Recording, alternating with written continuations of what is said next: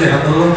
Bienvenidos a esta primera reunión de los jueves de... la idea de estos jueves partió de nuestro club Rotary, que Susana ya tiene aquí, que pensamos que la sociedad civil de Málaga está muy atomizada en diferentes clubes y no nos conocemos. Entonces, la idea es hacer una jornada, que de momento hemos pensado hacerla el último jueves de cada 2 meses, donde cada uno de los clubes implicados citen a sus miembros y a sus socios como un acto de ellos, o sea, que sea el jueves del Grupo Cronos, el jueves del Club Liberal, el jueves de la Tertulia de Málaga, el jueves de Rotary, el jueves del Vinci, de manera que aquí podamos conocernos todos y disfrutar de una tertulia y un coloquio y un cóctel después para seguir hablando del tema. La suerte que tenemos es de haber encontrado un conferenciante excepcional para este primer coloquio. Yo no sé cómo presentar a Emilio, primero porque todo el mundo lo conoce. Somos amigos, ya está. Pero la lista de sus cosas y su currículum sería interminable. Lo importante... Lo más importante de Emilio es que es una buena persona. Y sobre todo, como pasa con toda la gente absolutamente excepcional, es normal. Y yo creo que eso tiene mucho mérito. Pero sobre todo por Emilio. Entonces, muchas gracias por venir y cuéntanos todo lo que quieres contarnos, porque seguro que nos va a dejar entusiasmados. Gracias.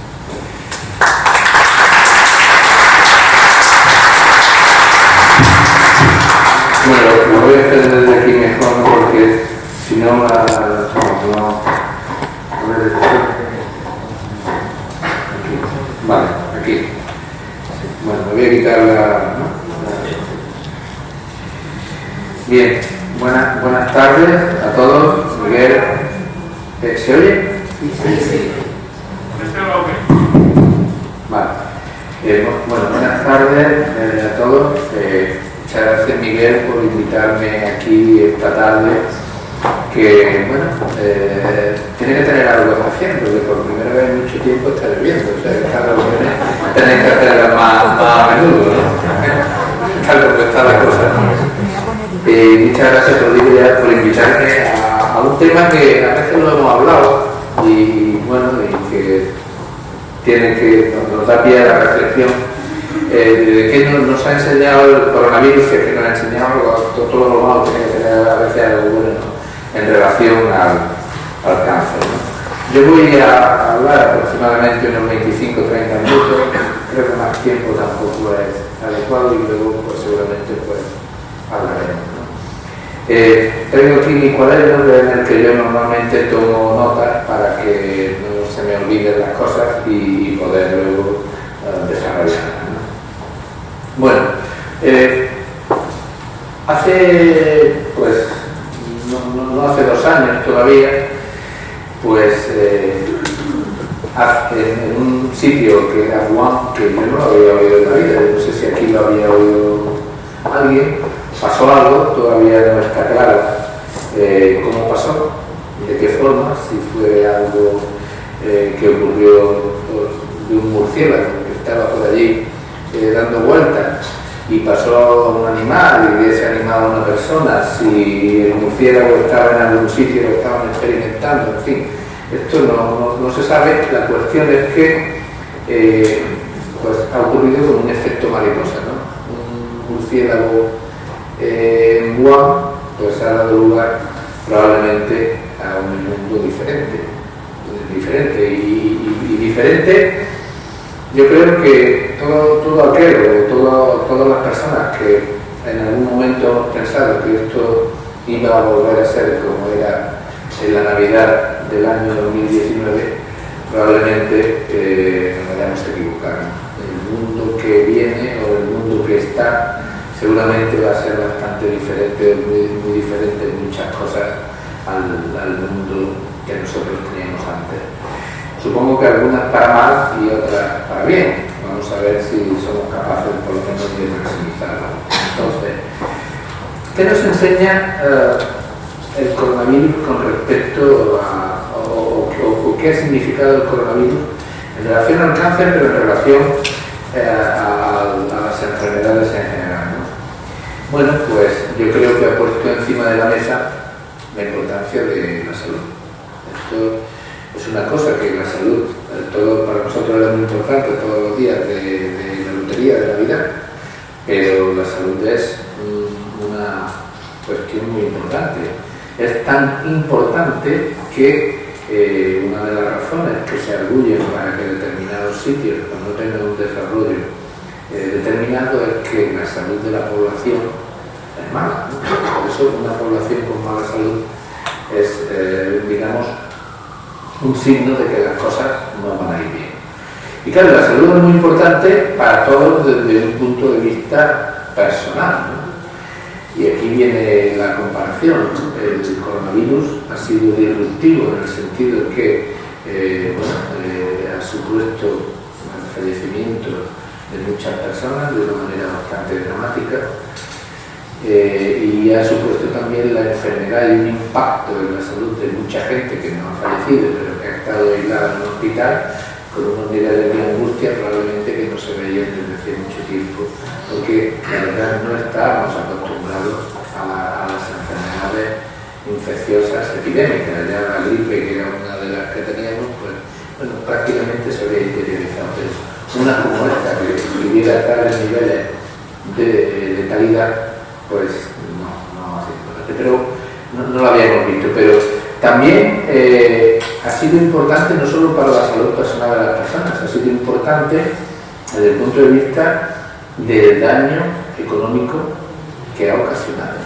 El daño económico desde lo micro, de negocios que han tenido que cerrar por digamos, por no poder abrir, por la situación del lockdown, ¿no?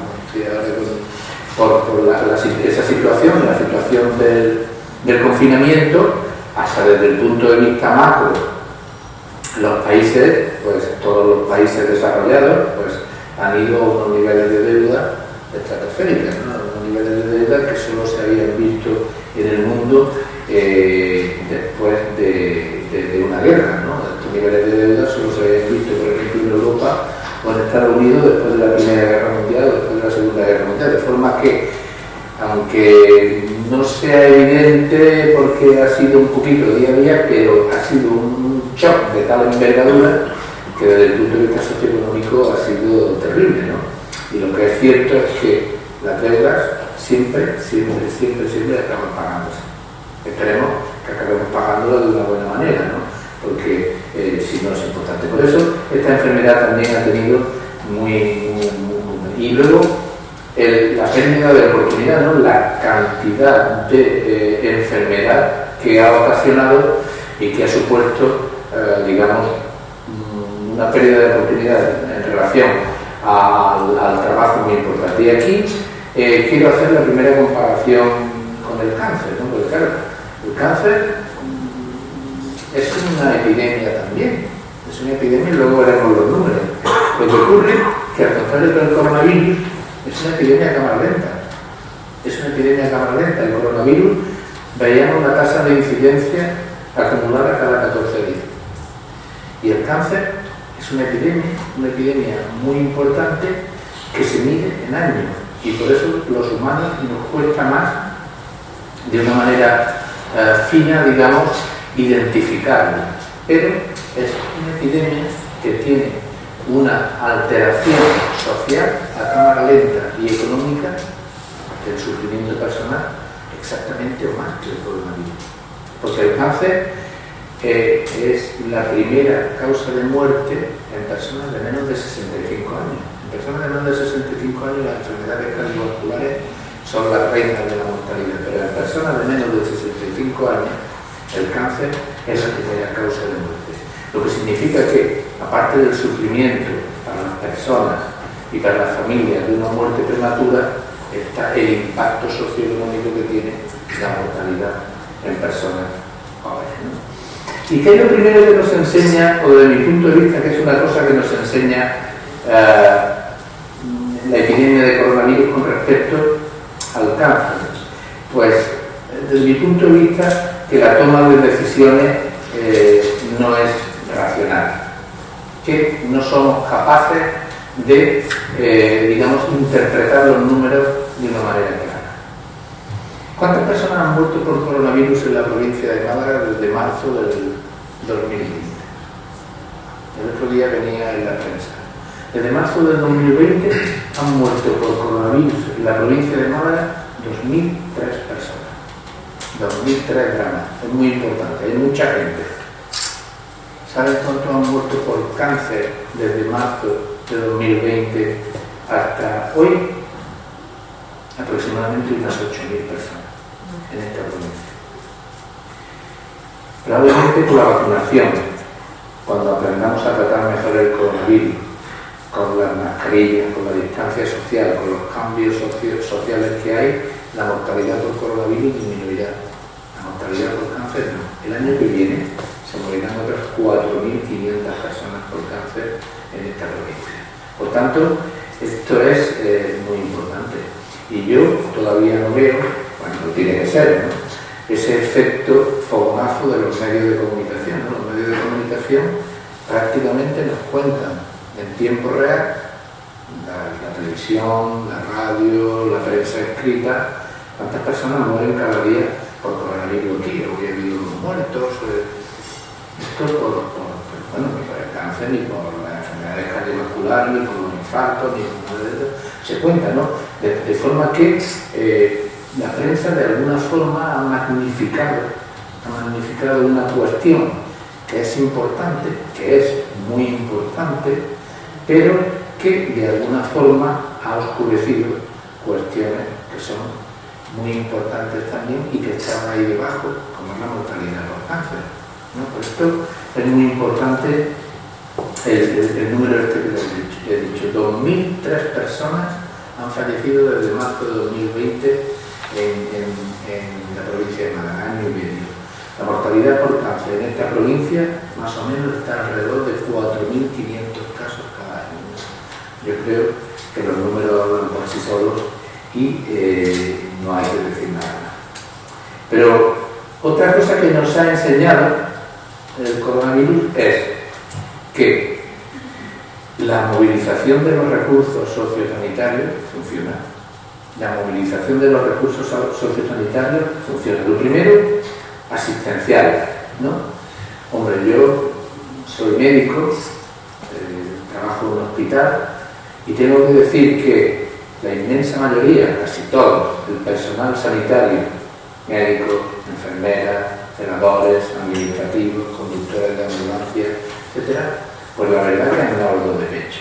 Han dado de pecho y han hecho lo que se esperaba que tenían que hacer, ¿no? Y eso es muy importante, de forma que la sociedad ha sabido adaptar los recursos, por lo menos en nuestro país, de una manera rápida y eficiente a tratar a las personas. O sea, que se han llevado los recursos allá donde eran necesarios y se han puesto en marcha las medidas organizativas necesarias para que las cosas ocurrieran como tenían que ocurrir, como se pensaba que tenían que ocurrir.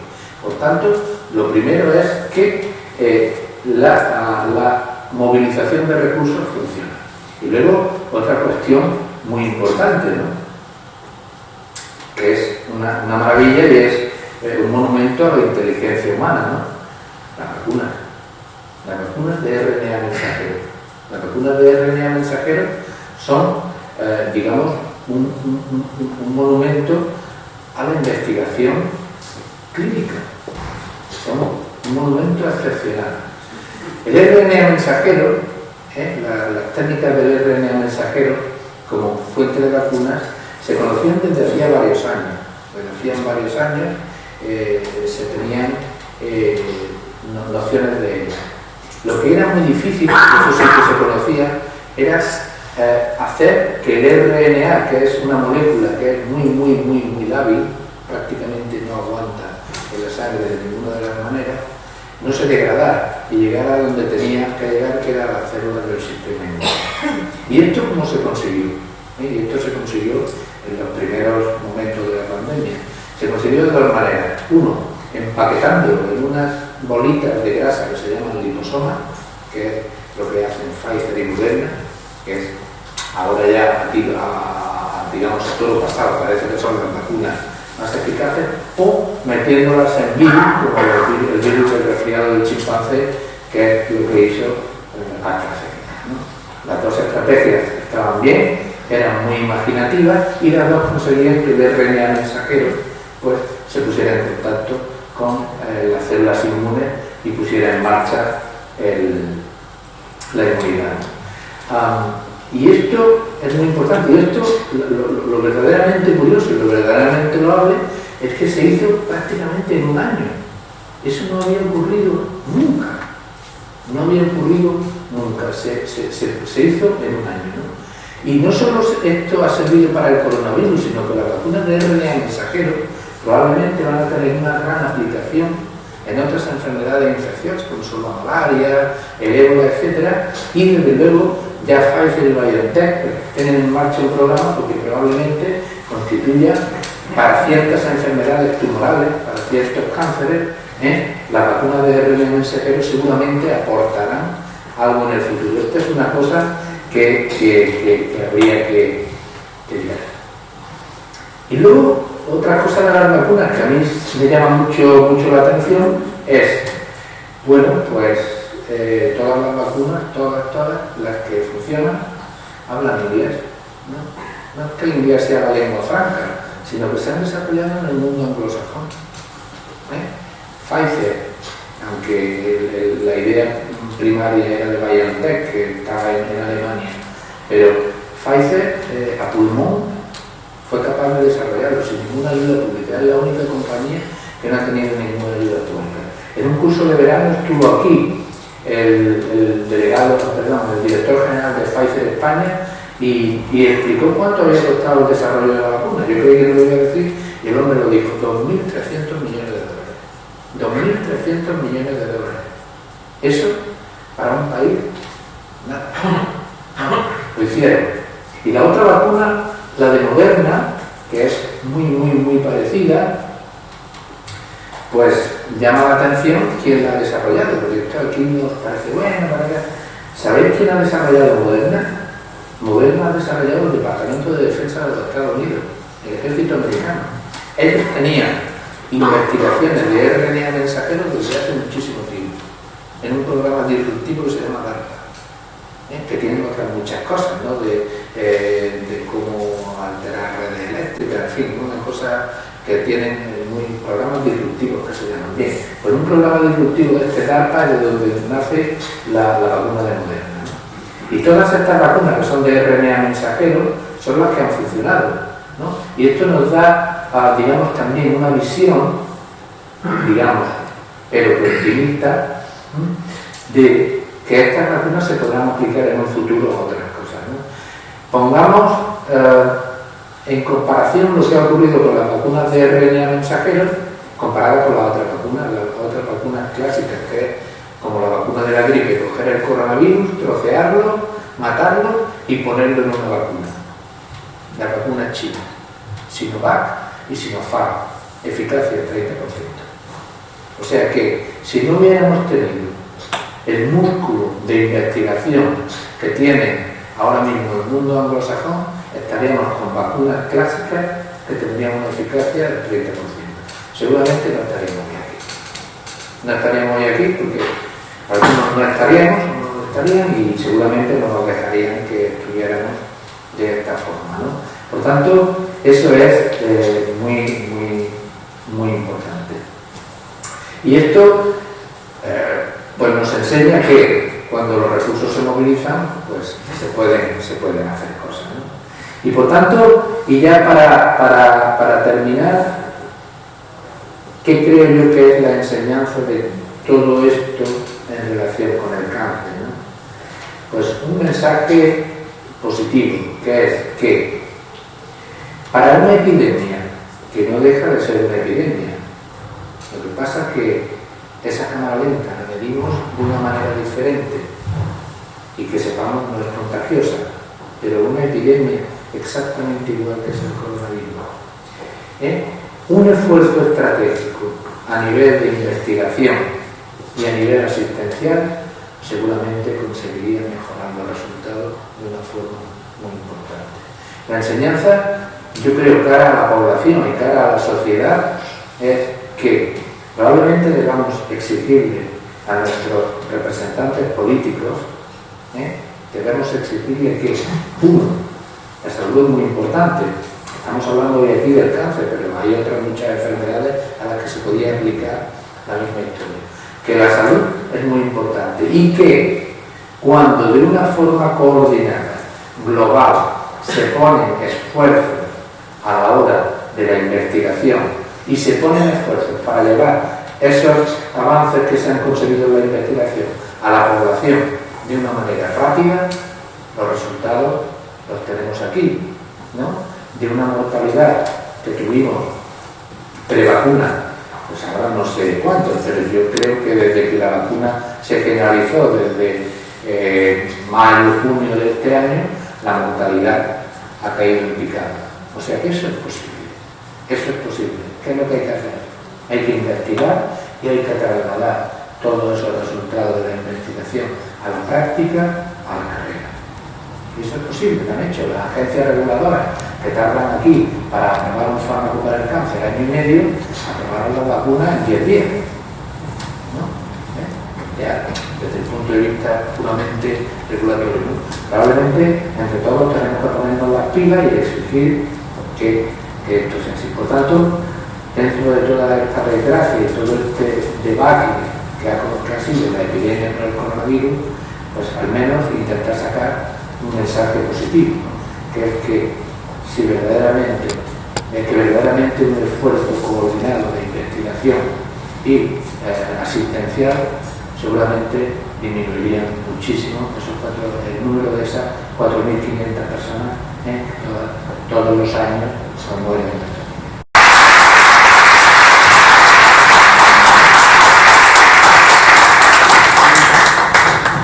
Bueno, Emilio, muchas gracias. Ha sido realmente interesante y yo quería preguntarte algunas cosas así un poco concretas y mientras todos los asistentes preparan sus preguntas para sacar más enseñanzas. ¿Cuánto crees tú que puede costar en aplicar el RNA mensajero a tratamientos personalizados del cáncer? No lo sé. A ver, tratar el cáncer clásicamente ha sido más complicado que tratar una enfermedad vírica, por lo cual yo estimo que debe ser más difícil. Ahora bien, la tecnología del RNA mensajero ya está desarrollada. Esa idea ya está en marcha y se ha avanzado en una cosa que era el problema antes, o sea que no se sabía cómo hacer que ese RNA mensajero llegara a las células inmunes, que llega el RNA mensajero y pone en marcha la respuesta para que funcione el sistema inmune. Eso se ha conseguido fundamentalmente con los liposomas, o sea, lo han empaquetado en unas bolitas de grasa que son las que se meten en la persona. Esas bolitas de grasa hacen que el RNA llegue a las células y codifique una proteína que se pone en la superficie, que en este caso es la del virus, y el sistema inmune llega y reconoce al virus y lo mata. Claro, esto se lo podemos también hacer a una célula cancerosa. Podemos hacer un RNA mensajero que sea capaz de codificar una proteína que expresada en la superficie de esa célula cancerosa llegue a tu linfocito T y la mate. Hay algunos tratamientos con inmunoterapia ya en algunos tipos de cánceres que funcionan así, pero esto lo haría muchísimo más eficiente. ¿Cuánto costaría eso? Hombre, lo que ha costado 2.300 millones de dólares a Pfizer fundamentalmente parece una tontería, pero es meter el RNA mensajero en la bolita. Es lo más difícil. Eso ya lo han conseguido. O sea, ahora lo que hay que cambiar es el RNA y como tú has dicho, a lo mejor un RNA para cada uno, el tuyo, ¿no? Entiendo que eso no va a costar, vamos, muchísimo menos de 2.300 millones de dólares. Ahora habrá que tener suerte y lo que habrá es que seleccionar RNA que sean capaces de codificar esas proteínas, pero no, Me consta que ya hay varios laboratorios que han empezado esta carrera. Sí, la siguiente pregunta va relacionada con esto. ¿Esa tecnología que ya se conoce es libre? Si es libre, si la puede utilizar cualquier laboratorio o está sujeta a patentes estrictas, de manera que la tecnología no la puede utilizar más que Pfizer o Moderna? No, la tecnología, por ejemplo, de Pfizer y de Moderna no es libre, está sujeta a patentes. Muchas patentes, ¿no? Por eso lo dicen muchas veces, es que se podrían liberar las patentes de la vacuna de Pfizer para que tuviera gente de Nigeria o de Birmania que se pudiera vacunar. A ver, que la gente de Nigeria y de Birmania se vacune es que es una necesidad, no se vacunen hasta que no se vacunen y todo el mundo vamos a estar con lo que vamos a estar. Pero son muchos pasos y habría que liberar la patente de muchísimas cosas. Ahora bien, lo de Pfizer y lo de Moderna está sujeto a patente, eso no se puede copiar. Ahora, la idea, con otros cambios tecnológicos, ya la idea no está sujeta a ninguna patente, eso se le puede ocurrir a otra gente hacer un glifosoma de otra forma, otro glifosoma. Y esto yo creo que ya le ha abierto a todo el mundo la idea de tirar para ahí, para cada uno intentará patentar el suyo. Bueno, pues ahora abrimos el coloquio. Si alguien tiene alguna pregunta. Paco Pérez Lanzar. Soy médico y del Club Liberal, y yo quería hacer tres observaciones. Emilio, una de ellas es si realmente ha constituido un retraso.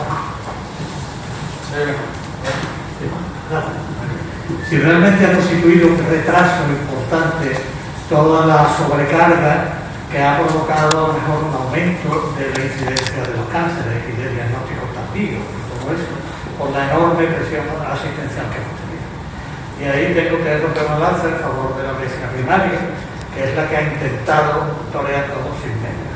Los hospitales se han portado genial. Como tú has dicho, a todos. El tema es que la medicina primaria sigue igual y no hay una conciencia de una inversión importante en sanidad. No hay. Eso es cierto. Y luego, si esa incidencia ha sido muy alta, si tenéis algún dato de eso. Y en segundo lugar, Pfizer y Moderna pues han invertido una cantidad ingente de dinero, pero tienen un soporte económico porque son empresas muy potentes, pero en España la investigación está muy castigada y nadie tiene plaza en propiedad, todo el mundo son contratos de investigación de becas y no hay una conciencia ciudadana ni del gobierno en invertir en eso. Eso es un drama que en la sociedad civil tenemos que exigir, que se invierta en sanidad, que se invierta en investigación. Vamos a ver, dos cosas. La primera pregunta, sí ha habido una disminución de diagnóstico. Sí lo tenemos medido, lo hemos publicado en la revista Cáncer recientemente, hace 2 meses. En esta provincia, aquí en esta, con datos reales, no modelos, se han diagnosticado entre marzo del 2020 a marzo del 2021 un 17,6% menos cánceres que de marzo del 2019 a marzo del 2020. Es decir, aproximadamente se ha diagnosticado, 1 de cada 5 cánceres no se han diagnosticado, a expensas de determinados tumores. Ha bajado mucho el diagnóstico del cáncer de mama y del carcinoma colorectal. ¿Eso qué significa? Significa que seguramente nos lo encontraremos después. ¿Por qué? Pues bueno, por todo, por miedo, el sistema colapsado, en fin. Lo que pasó el año pasado, pues la verdad es que es difícilmente imaginable, ¿no? Por tanto, sí ha habido, y esto allí donde se ha medido, porque se ha medido en otros sitios, más o menos es decir, el diagnóstico de cáncer ha bajado aproximadamente un 20%. Entiendo que otras enfermedades graves, tipo infarto de miocardio, ictus y esto, habrá pasado algo similar. No tengo datos, pero entiendo que igual. Y con respecto A lo que tú dices de la investigación, hombre, pues eso es así. Mira, Pfizer se ha gastado 2.300 millones de euros. Moderna no lo sé, pero bueno, Moderna es del gobierno americano, que ha pagado, se ha gastado, imagínate por ahí. Hace 2 semanas estuvo aquí Mariana Esteban, que está en el CSIC, y que tiene uno de los que están haciendo una vacuna con un virus de la viruela atenuado, ¿no? Él contaba que su presupuesto hasta ahora ha sido de 2 millones de euros. A ver, la diferencia es obvia. ¿Por qué? Yo creo que muchas veces le echamos la culpa a los políticos, pero los políticos al fin y al cabo son el reflejo de la sociedad, el reflejo nuestro. Yo creo que los políticos ni son más malos ni más buenos que nosotros, ¿no? Por lo que nosotros votamos, ¿no? Y entonces, uno de los grandes problemas que hay en este país es que la ciencia en la urna no cotiza. Lo primero que hace un gobierno, sea del signo que sea, cuando las cosas se tuercen, el presupuesto de investigación pegarle un tirete a es pequeño. ¿Por qué? Porque sabe que no tiene repercusiones, ¿no? Si toca las pensiones, pues ya sabes tú lo que se le puede liar, y si toca otras partidas, pues claro, los políticos tampoco confían, lo que tienen a las elecciones dentro de 4 años. Entonces la ciencia no cotiza en la urna. Y lo que tenemos que tener claro es que en un país sin ciencia, en este mundo moderno, pues va a ser un país de segunda, va a ser un país de trabajadores pobres. Eso no es verdad. Hasta que todo el mundo nos concienciemos de eso, pues hay que ver.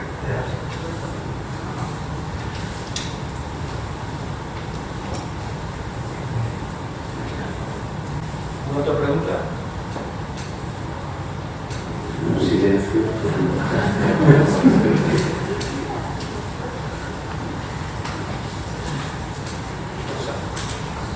Buenas noches, mi nombre es María Rosa y soy miembro de este grupo. Yo quería hacer una pregunta, no sé si tiene que ver con la del COVID o no. Tengo una hija en proceso de cáncer de pulmón y la han ingresado, esto está llevando un nuevo sistema que es el de inmunoterapia. Quería ver si usted nos podía explicar un poquito de qué consiste esto. Sí. La inmunoterapia es un tratamiento que ha revolucionado el tratamiento de enfermedades tumorales como son el cáncer de pulmón, el melanoma, el cáncer de riñón, fundamentalmente, y luego otros un poco menos, ¿no? Otros tumores, en fin. ¿En qué consiste esa inmunoterapia? Pues la célula tumoral se parece a la célula normal, pero no del todo, es un poco diferente, ¿no? Entonces, teóricamente, en los linfocitos del sistema inmune de la persona, que lo que hace es detectar cualquier cosa que sea extraña, debiera identificar esa célula y matarla. Eso es lo que hace con los virus, con las bacterias, porque son extrañas. Pero el cáncer, por eso digo que no es tan fácil, no es como un virus. El cáncer hace otra cosa, segrega una serie de sustancias que se comportan como un freno de los linfocitos, ¿no? Los linfocitos se quedan como frenados, no funcionan bien. Entonces la inmunoterapia lo que hace es esa sustancia, ese freno, lo quita.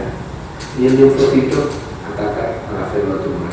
Y eso se ha demostrado con relativa eficacia, sobre todo en el cáncer de pulmón y en los melanomas. La vacuna de RNA mensajero lo que haría sería teóricamente hacer que esas células tumorales parecieran todavía más extrañas al cuerpo que las células tumorales como son normalmente, y eso facilitaría también que los linfocitos la atacaran, ¿no? Es un poquito más complejo, esto es dicho así a grosso modo, ¿no? Pero es eso, ¿no? Esa inmunoterapia lo que hace es quitarle el freno a los linfocitos para que vaya y mate a las células tumorales. Muchas gracias.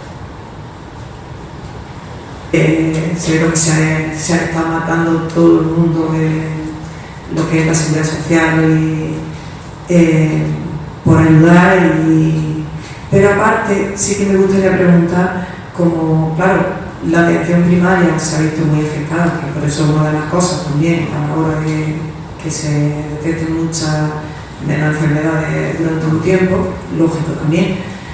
Pero lo que sí observo, no sé si en eso podría decirme si sabe un poquito cómo va la cosa, es en el caso de que veo que ahora ha ido bajando la incidencia, ha ido volviendo todo un poquito más a la normalidad, pero observo que lo que es la atención primaria es muy difícil el que contesten, el que tenga una cita presencial.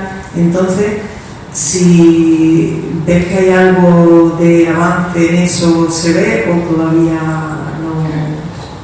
Esa es la cosa. Muchísimas gracias. Quiero preguntar una menos respuesta y otra más.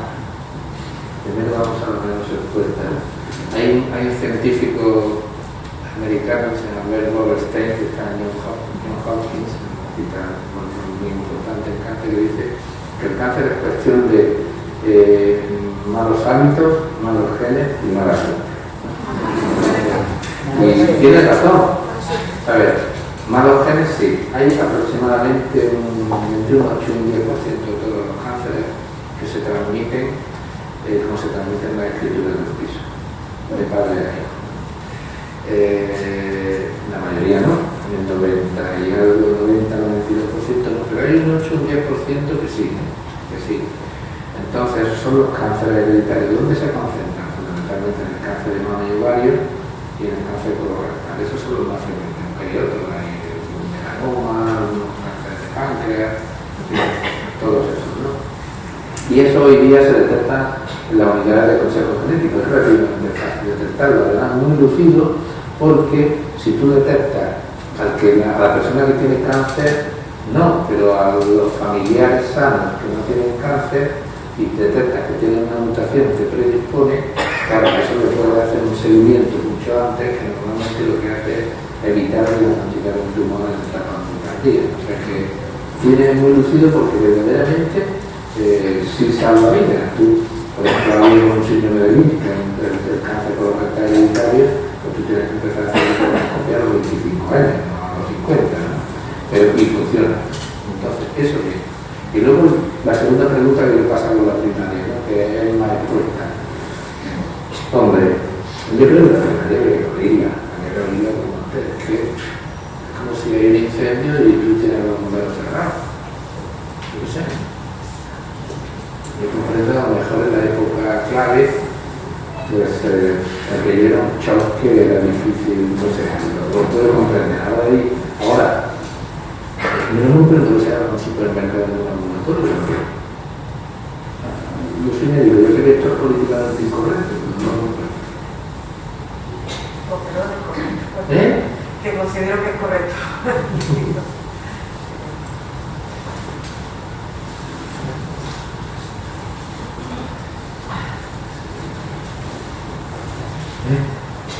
Bueno, yo creo que es el momento de acabar esta fase, pero ahora tenemos un cóctel donde podemos seguir haciendo coloquios entre nosotros, con Emilio, que se queda con nosotros, y seguir aprendiendo del tema. Muchas gracias a todos.